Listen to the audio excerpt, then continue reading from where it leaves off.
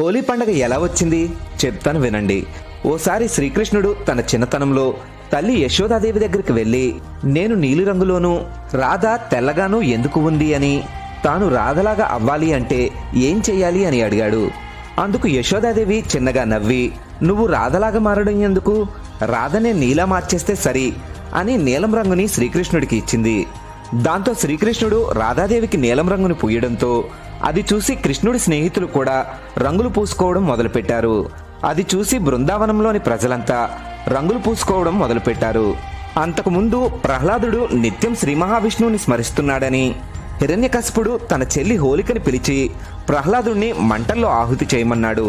హోలిక ప్రహ్లాదుణ్ణి ఒళ్ళో పెట్టుకుని మంటల్లో దూకుతుంది. కానీ విష్ణుమాయ వల్ల ప్రహ్లాదుడు బయటపడగా హోలిక ఆ మంటల్లో కాలిపోయింది. హోలిక దహనమైన ఆ రోజునే హోలీగా జరుపుకుంటారు. జై శ్రీకృష్ణ.